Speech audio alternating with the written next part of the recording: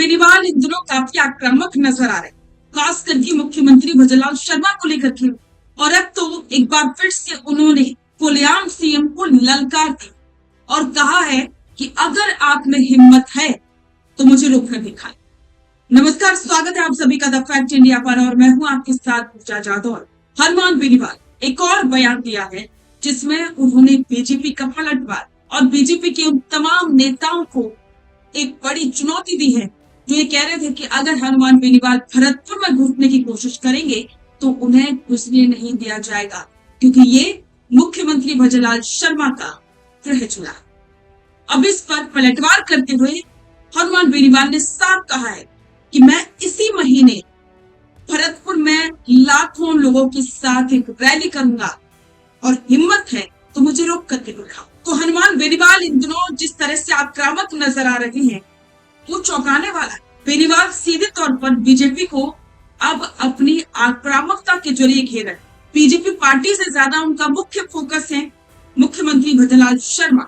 अब सवाल उठ रहे हैं कि सीएम से बेनीवाल की क्या दुश्मनी हो सकती, जिस तरह से वो लगातार सीएम के खिलाफ बयान दे रहे हैं उससे क्या साबित होगा और हनुमान बेनीवाल इन सभी के जरिए क्या करना चाह रहे, ये तमाम वो सवाल हैं जो आप सभी के मन में चल रहे हैं। बेनीवाल ने सीधे तौर पर कहा कि जो भाजपा के लोग कह रहे हैं कि हनुमान बेनीवाल को भरतपुर में घुसने नहीं देंगे क्योंकि वो मुख्यमंत्री का जिला, तो सुन लो, मैं इसी महीने भरतपुर में लाखों लोगों की वहां रैली करूंगा और अगर हिम्मत है तो मुझे रोक करके दिखाना, फिर बताऊंगा भाजपा के कि हनुमान बेनीवाल क्या चीज है देश और प्रदेश।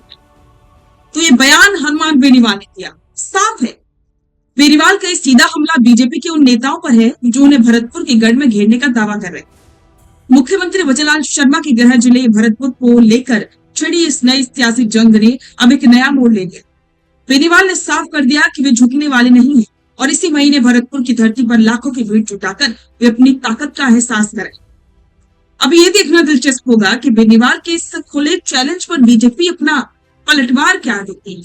क्या भरतपुर में वाकई में होने जा रहा है कोई बड़ा सियासी टकराव? क्या भरतपुर के जरिए हनुमान बेनीवाल बीजेपी के खिलाफ एक बहुत बड़े आंदोलन का आगाज करने जा रहे हैं या फिर ये जाटों का एक शक्ति प्रदर्शन होगा? क्योंकि भरतपुर जाट बाहुल्य इलाका और जाटों को साधने का प्रयास अब हनुमान बेनीवाल कर, क्योंकि मारवाड़ के जाट तो उनके साथ है। अब वो कोशिश कर रहे हैं कि पूर्वी राजस्थान के जाट भी उनके साथ आ जाए और बस इसी रणनीति के लिए वे अब भरतपुर पर ज्यादा ध्यान दे रहे। इससे पहले भी उन्होंने भरतपुर में एक जनसभा की थी जिसमें हजारों की भीड़ इकट्ठा हुई थी और अब तो वो दावा कर रहे हैं कि 1 लाख लोगों के भीड़ के साथ में वो जनसभा करने वाले। तो ये देखना दिलचस्प होगा कि जब हनुमान बेनीवाल भरतपुर की तरफ कूच करेंगे उस वक्त क्या राजनीति देखो। तो इस पर आपके विचार कमेंट बॉक्स में साझा करें और बने रहें द फैक्ट इंडिया के साथ। बिजनेस अच्छा हो सकता है लेकिन अगर नाम नहीं दिखा तो पहचान कैसे बनेगी?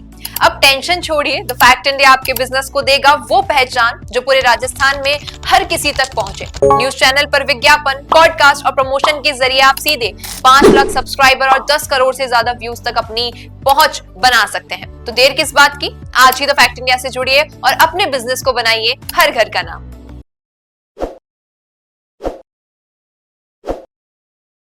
ताज़ा खबरों के लिए विजिट करें द फैक्ट इंडिया की वेबसाइट और डाउनलोड करें द फैक्ट इंडिया ऐप।